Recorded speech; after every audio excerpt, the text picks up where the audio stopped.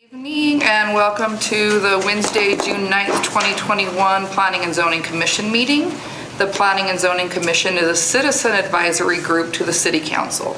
They are charged with making recommendations concerning land use plans, planning processes, and/or on matters of plan implementation. All regular meetings of the P&Z are quasi-judicial in nature and are recorded for record retention and minute transcription. A meeting was held at 6 p.m. in the council chambers at City Hall for clarification of the agenda. The following is an official agenda of the Planning and Zoning Commission.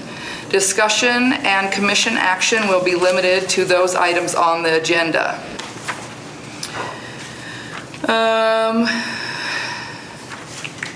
The agenda items tonight are roll call and disclosure of conflict of interest. Agenda item number 2 is approval of minutes. Agenda item number 3 is a preliminary plat, Jasmine Estates subdivision, and agenda item number 4 is preliminary plat, Fieldstone Heights Division 2. So we will begin. Aislinn, will you please call roll? Crystal Chanda. Here, and I have nothing to disclose. Jill Kirkham. Here, and I have nothing to disclose. Jeremy Marley. Here, and I have nothing to disclose. Rich Phillips. Here, and I have nothing to disclose. Shinkyu Rue. Here, and I have nothing to disclose. Kaylee White. Here, and I also have nothing to disclose. We will continue to agenda item number 2, approval of minutes. I will ask if the commission has any questions or comments. I will entertain a motion to approve. I move to approve the minutes. I second. Aislinn, will you, any further discussion?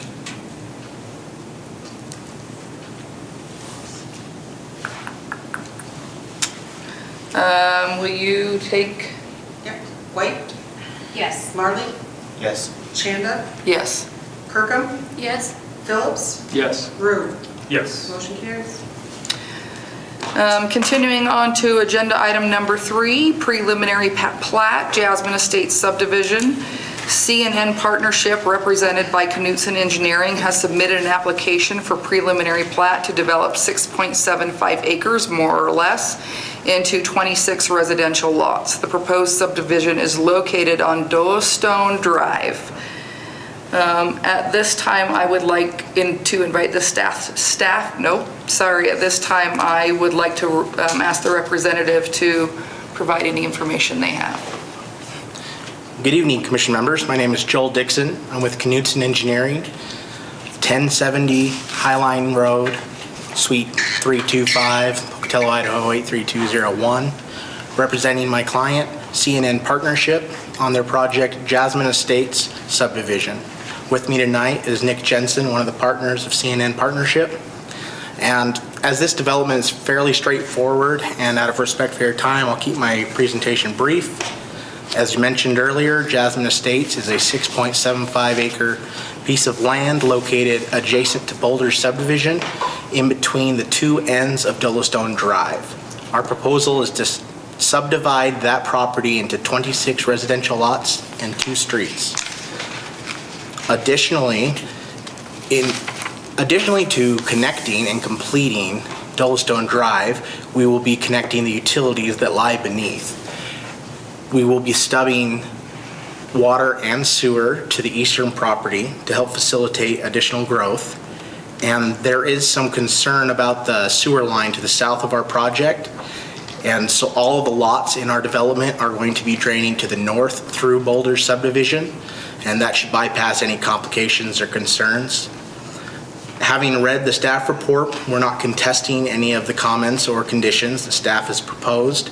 We have been in discussion with the lot owner directly to our south, which has been identified as the lot needing service connections installed, and we will be doing that in our development.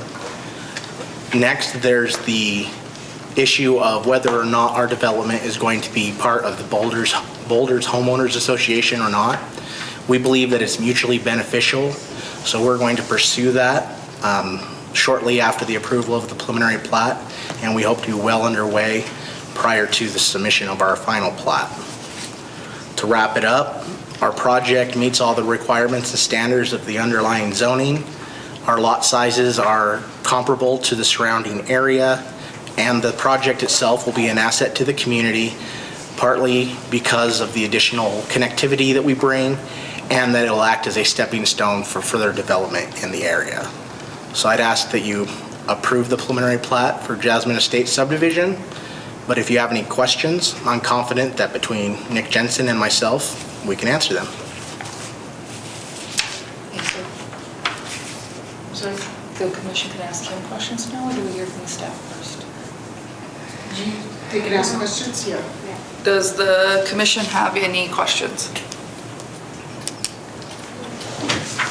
This time, I would like to invite staff to come forward.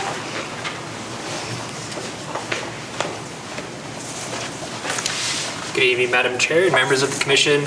My name is Carl Anderson, City of Pocatello Senior Planner. The application before you, as previously stated, is for the preliminary plat for the Jasmine Estates subdivision. This request has been submitted by CNR Partnership. The engineer listed on the application is Knudsen Engineering. Joel Dixon of Knudsen Engineering is here with us today. The proposed subdivision is located along the proposed extension of the north and south portions of Yellowstone Drive. The proposal calls for the platting of 6.75 acres into 26 lots and is zoned residential medium-density single-family as well as residential low-density. The minimum lot size for a single-family home in the RMS zoning district is 5,000 square feet, and in the residential low-density RL is 7,500 square feet. The smallest buildable lot proposed is 8,502 square feet. All lots in the RMS zoning district also meet the minimum requirement for a duplex. All portions of the subdivision, or as portions of the subdivision, have slope exceeding 15%. A slope analysis has been submitted and included for the Commission's review. Staff recommends that an additional condition be added that of the 6.75 acres, 0.28 acres shall remain undisturbed and identified on the final plat with a no-build designation, as is our practice with our both subdivisions triggering our slope requirements. Staff has reviewed the application and finds that the proposed Jasmine Estates subdivision is compliant with all applicable standards of City Code 16.20.050, assuming compliance with the conditions listed in the staff report and recommended tonight. This concludes my presentation. I'm happy to answer any questions that the Commission may have. Merrill Quell, Public Works Engineer, is also present. Should the Commission have presence for him? Any questions?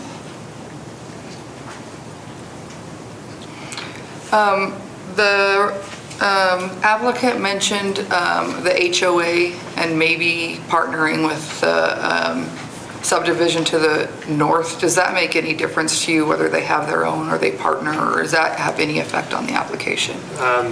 We would not review the CCNRs as part of our review. The city's legal department may want to review those, but they wouldn't affect the recommendation at this time. It looks like Merrill may want to add something. I'd like to just add that, because that condition, I have asked them to investigate that, because, again, this subdivision was part of the bigger subdivision of the Boulder subdivision, and now it's been sold years later to complete. The whole idea behind that is the stormwater was all designed to go down to the bottom and where it's at. So this part of the subdivision also will be utilizing that stormwater pond that's down along the Fort Hall irrigation projects canal along there. And I've made recommendations they reach out to them, because their stormwater, as far as design and everything else, will be going there, and it would be beneficial that they are part of the homeowners association if possible to facilitate and keep with the maintenance of at least the pond area. So that was a recommendation. I reached out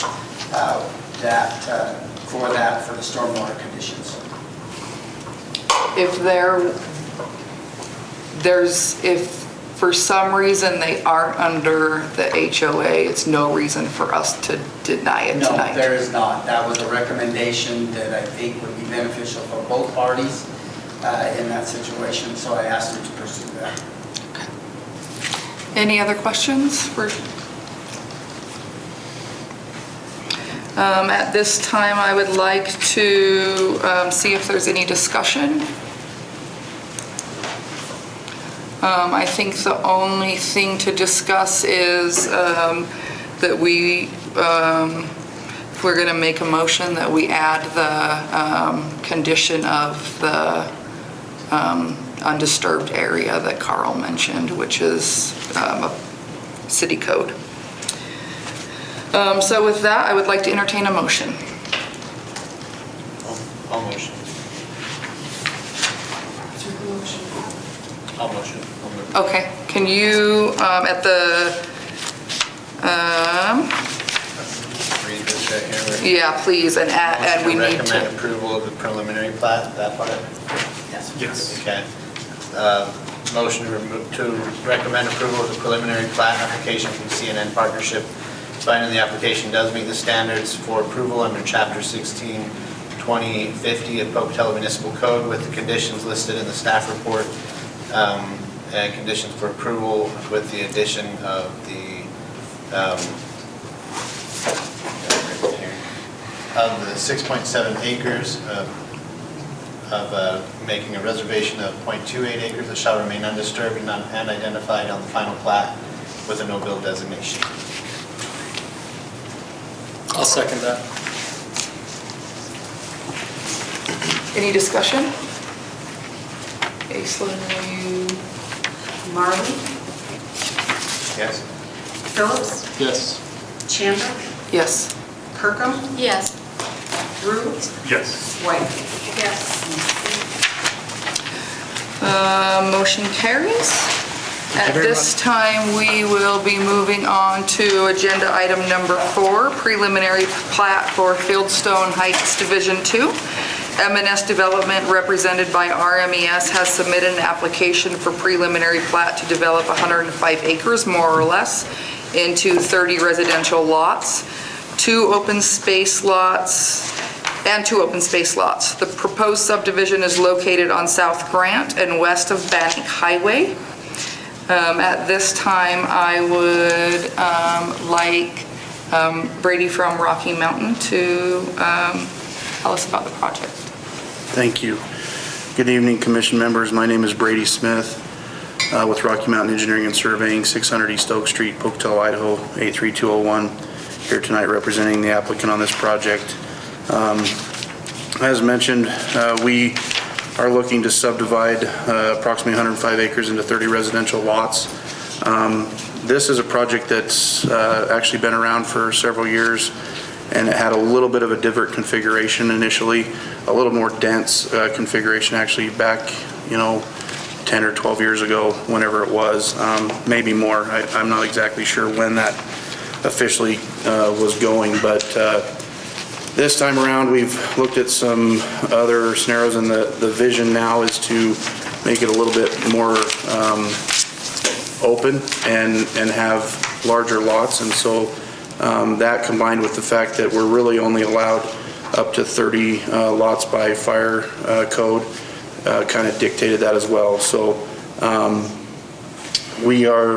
our plan is to work with staff, which we've done kind of at a preliminary level, to get the water figured out. There is a little bit of a challenge there. We've got 2 scenarios in front of us that we're considering. One is a tank scenario where we would be, providing a combination of booster stations, pressure reducing valves, and a tank fill line to ultimately serve the project. And then we also have an option of no tank and then multiple booster stations. It's a little tricky because there is quite a lot of vertical rise on this project. So, we're looking at both options. And if we do end up going with the tank option, we would need to work with the BLM to situate it in a manner that would suit our project. And so I know Merrill has been willing to work with us on that to try to make contact, and we would ultimately submit an application on behalf of that tank from the city, as it will ultimately be their system. But Beyond that, the rest of it is going to be pretty common with what we traditionally do in town with our, water, sewer, storm, and so forth. This project does also land within some wildlife interface areas. We're aware of that. It's mentioned in the conditions. And in an overall sense, the conditions set forth here, I believe are workable to our client. And so I know he's very interested in doing the best he can to meet all the needs that are there. We do have a couple of things with the Williams pipeline that kind of intersects our project as well, and we've received some commentary from them, and so we'll work closely with them to make sure that when we're within their right of way, that those things are taken care of and we're handling our crossings appropriately. With regards to the wildlife interface, we're aware that there's some different things that we're going to have to address in terms of what we plant there and also our fire distances in terms of our buffers around our buildings and so forth. So there are a lot of moving pieces and parts, but again, nothing that we're not willing to work with the different agencies on making sure that everything's handled correctly. So other than that, I think this is another good addition to the community. I think that this provides a little bit of a different lot size within the city limits than you would traditionally see with some of our other subdivisions, and so I think there's definitely a market for that as well. Beyond that, we're comfortable again with the conditions set forth in the staff report and look forward to working with staff to make this thing happen, and I'd be happy to answer any questions that you might have. Any questions from the commission? At this time, I would like to invite staff.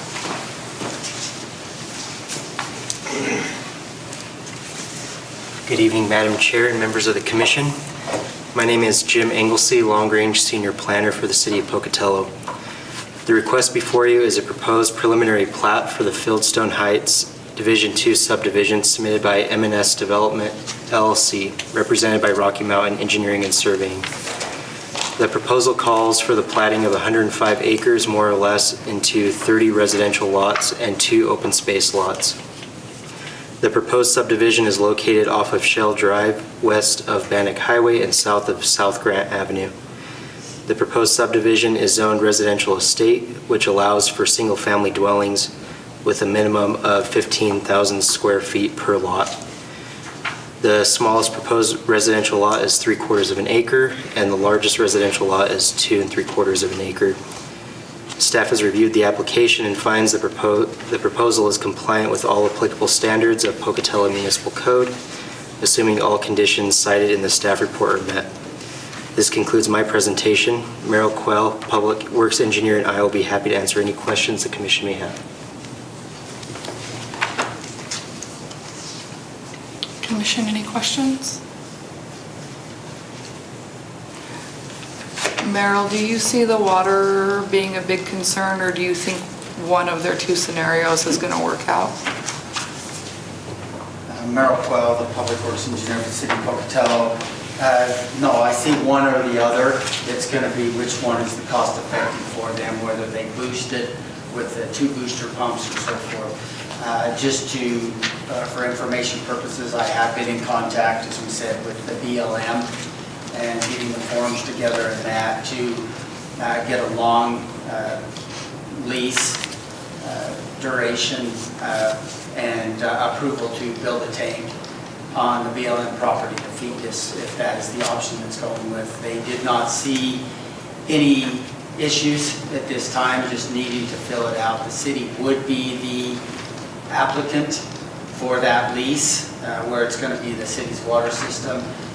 And as Brady has pointed out, that they would be the ones that would assist us in putting together that application and doing all the legwork, and then we will sign the application and we look forward to the BLM. Just to clarify, it will be on BLM land. This preliminary plat looks like it's on Anthony Joseph's property. It is on BLM's land. I see where you're saying there. The section line is through there, I believe, is the cutoff there, and through the Williams pipeline to BLM. One clarification there is that, as we pointed out, that the elevation that's pointed out there, that it needs to be 90 feet west of the subdivision boundary, and the clarification in the staff report is 90 feet in elevation from the subdivision boundary at that time. So that may take it back a couple hundred feet, and I wanted to make sure that that was clarified, that we need that 90-foot of elevation to get the minimum pressures if the tank option is provided at those upper lots.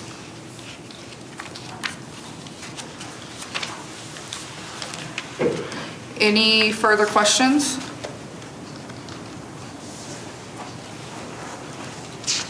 At this time, I'd like to entertain a motion. I'll move. I move to recommend the approval of the preliminary plat application from M&S Development LLC for the Fieldstone Heights Division 2 subdivision, finding the application does meet the standards for approval under Chapter 16.20.050 of Pocatello City Code with the conditions listed in the staff report. Do I have a second? I'll second the motion. Moved by Kirk, seconded by Rue. Will you take roll? Kirkham, Yes. Rue, Yes. Chanda, Yes. Marley, Yes. Phillips, Yes. White. Yes. Motion carries for agenda item number 4. And this concludes our Planning and Zoning Commission meeting for the night.